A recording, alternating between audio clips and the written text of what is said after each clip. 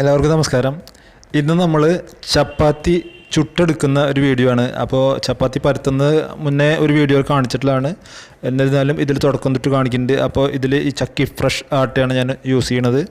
അപ്പോൾ കുറച്ച് ചപ്പാത്തി, ഒരു 5 ചപ്പാത്തിയാണ് ഇതിൽ ഉണ്ടാക്കുന്നതായിട്ട് കാണിക്കുന്നത്.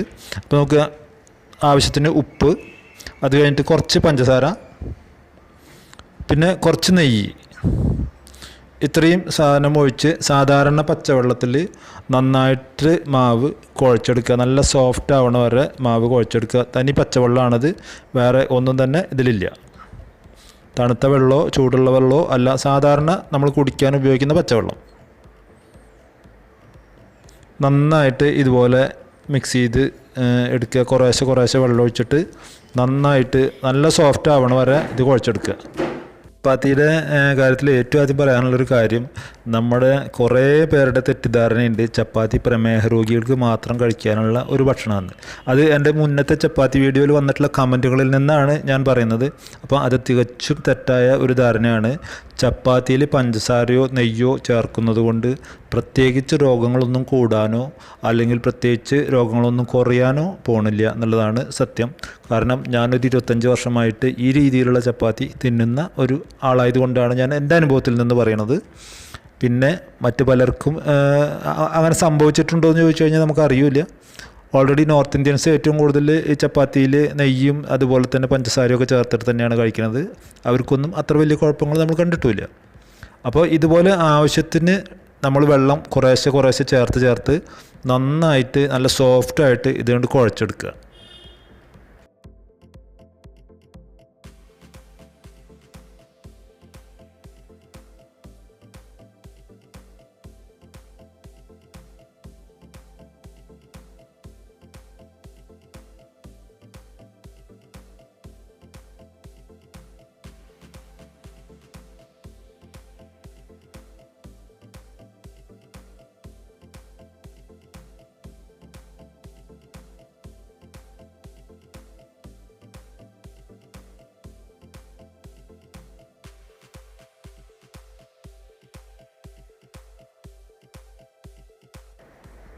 ഇപ്പോൾ നോക്കുക, അപ്പോൾ നമ്മുടെ ചപ്പാത്തി മാവ് നല്ല സോഫ്റ്റ് ആയിട്ടുള്ള ചപ്പാത്തി മാവ് തയ്യാറായിട്ടുണ്ട്.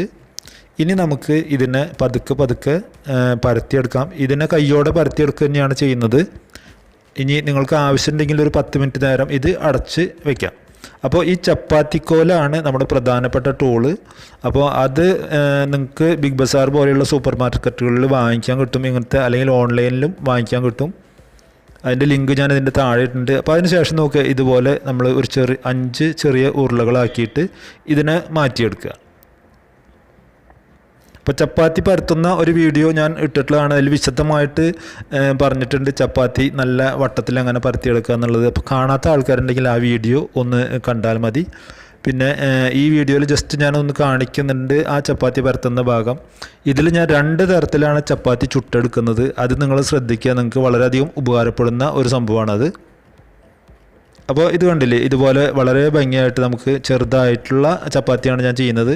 അപ്പോൾ ഇത് നമ്മൾ കൈ കൊണ്ട് ജസ്റ്റ് ഒന്ന് തിരിച്ചും മറിച്ചിടുക എന്നല്ലാതെ നമ്മൾ ഇത് ഷേപ്പ് കറക്റ്റാക്കാൻ വേണ്ടി വേറെ ഒന്നും തന്നെ ചെയ്യുന്നില്ല. ജസ്റ്റ് ഒന്ന് തിരിച്ചും മറിച്ചിടണുള്ളൂ. ആ ചപ്പാത്തി പരത്തുമ്പോൾ തന്നെ ആ പലകയിൽ ചപ്പാത്തി കിടന്ന് തിരിഞ്ഞിട്ടാണ് ഇതിന് ഷേപ്പ് കറക്റ്റ് ആവുന്നത് അല്ലേ. അപ്പോൾ നല്ല ഭംഗിയിലുള്ള ഒരു ചപ്പാത്തി നമ്മൾ പരത്തിയെടുത്തിട്ടുണ്ട്. അപ്പോൾ നിങ്ങൾ ട്രൈ ചെയ്ത് കഴിഞ്ഞാൽ നിങ്ങൾക്ക് ഇതിലും ഭംഗിയുള്ള ചപ്പാത്തി ഉണ്ടാക്കിയെടുക്കാൻ പറ്റും. അപ്പോൾ അതിന് ശേഷം നോക്കുക, ഇത് സാധാരണ ഇരുമ്പ് തവയാണ് ഞാൻ വെച്ചിട്ടുള്ളത്. സാധാരണ ഇരുമ്പ് തവയിൽ ചപ്പാത്തി ഇത് ഇങ്ങനെ ഇട്ടിട്ട് ജസ്റ്റ് ഒന്ന് വാടുമ്പോഴത്തേക്കും നമ്മളത് തിരിച്ചിടണം. ജസ്റ്റ് ഒരു കളർ ചേഞ്ച് വരുന്ന വഴിക്ക് നമ്മൾ അത് തിരിച്ചിട്ടിട്ട് ഇതിൻ്റെ അരിക് നോക്കുക, അങ്ങനെ നന്നായിട്ട് ഇതിൻ്റെ അരികൊന്ന് അമർത്തി കൊടുത്തിട്ട് നമ്മൾ വേവിച്ചെടുക്കുക. കാരണം ചപ്പാത്തി വേകുമ്പോൾ പലരും ചെയ്യുമ്പോൾ എന്താണെന്ന് വെച്ചാൽ ചപ്പാത്തിയുടെ അരിക് വെന്തുണ്ടാവില്ല. പ്രത്യേകിച്ച് പല ഹോട്ടലുകളിൽ നിന്ന് നമ്മൾ ചപ്പാത്തി കഴിക്കുമ്പോൾ, ഇന്ത്യൻ കോഫി ഹൗസ് പോലത്തെ ഹോട്ടൽ പ്രത്യേകിച്ച് പേരെടുത്ത് പറയുകയാണ്, ചപ്പാത്തിയുടെ അരിക് മാത്രം വെന്തുണ്ടാവില്ല. അപ്പോൾ അങ്ങനെ വരാതിരിക്കാൻ വേണ്ടിയിട്ട് ചപ്പാത്തിയുടെ അരിക് ഇങ്ങനെ ആക്കിയതിന് ശേഷം ഇത് തിരിച്ചിടുക. ഇനി നോക്കുക, ഇത് കണ്ടു ചപ്പാത്തി കറക്റ്റായിട്ട് പൊള്ളച്ച് തുടങ്ങിയത് നന്നായിട്ട്. അപ്പോൾ ഇനി പതുക്കെ ഇതുപോലെ തുണി വെച്ചിട്ട് ഒന്ന് അമർത്തി കൊടുത്തു കഴിഞ്ഞാൽ അത് കറക്റ്റായിട്ട് ഇങ്ങോട്ട് പൊള്ളച്ച് കിട്ടും. അപ്പോൾ നമുക്ക് അധികം കരിയാതെ തന്നെ നമുക്ക് കിട്ടി. അപ്പോൾ ലോ ഫ്ലെയിമിൽ വേണം ഇത് ചെയ്യാൻ. അപ്പോൾ അത് പ്രത്യേകം ശ്രദ്ധിക്കുക. ഇനി നോക്കുക, ഞാൻ രണ്ടാമത് വേറൊരു രീതിയിൽ ചെയ്യുന്നത്, ഏറ്റവും ആദ്യം നമ്മൾ ലോ ഫ്ലെയിമിൽ വെച്ചിട്ട് ഇത് വാട്ടിയെടുക്കുന്നു. അതിനുശേഷം കണ്ടു ഇത് ഗ്രില്ല് ചെയ്യാനുള്ള നെറ്റാണ്, ഇരുമ്പിൻ്റെ നെറ്റ് നമുക്ക് വാങ്ങാൻ കിട്ടും, ഹാൻഡിലടക്കമുള്ളത്. സൂപ്പർ മാർക്കറ്റുകളിൽ എല്ലാം കിട്ടുന്നുണ്ട് ഇത്.